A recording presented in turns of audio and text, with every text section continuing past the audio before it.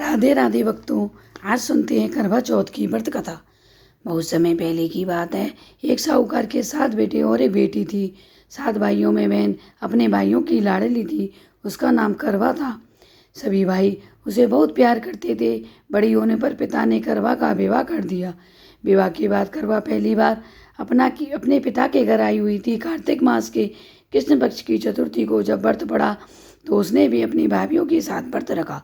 चंद्रमा निकलने से पहले ही उसको भूख लगने लगी और भूख के कारण उसका मुंह कुमला गया।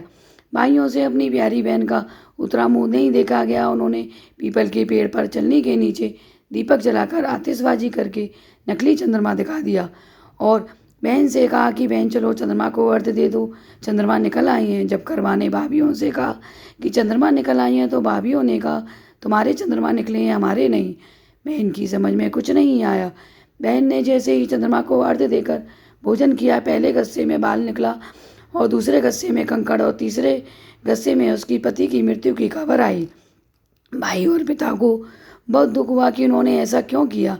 इंद्र की पत्नी इंद्राणी, जो कि भूलोक भ्रमण पर सौभाग्यवश आई थी, उसे कन्या का यह दुख देखा नहीं गया।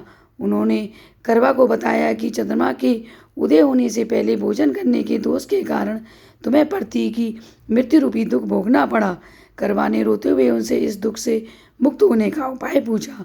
इस पर इंद्राणी ने कहा तुम वर्ष की प्रत्येक चतुर्थी का व्रत करो और जो भी चौथ आए तुम उससे सुहाग मांगना और अंत में जब करवा चौथ आए तो बिना सुहाग लिए उसे वापस मत जाने देना।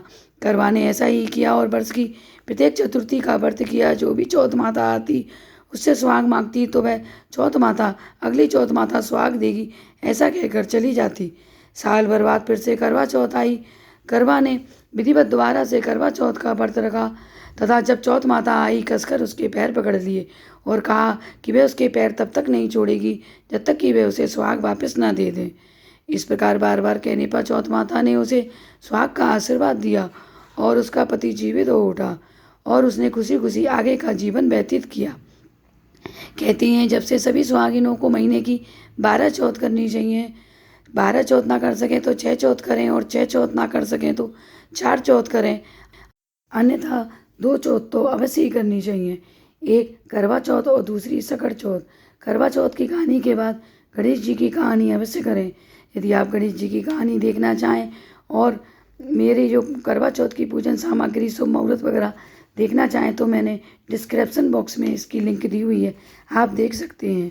देहि सौभाग्यम आरोग्यम देहि में ही परम सुखम रूपम देहि जयम देहि यशो देहि दिशो देहि। अर्थात देव आपकी कृपा से सौभाग्य आरोग्यता और परम सुख की प्राप्ति हो, मैं रूप और यश को प्राप्त करूं।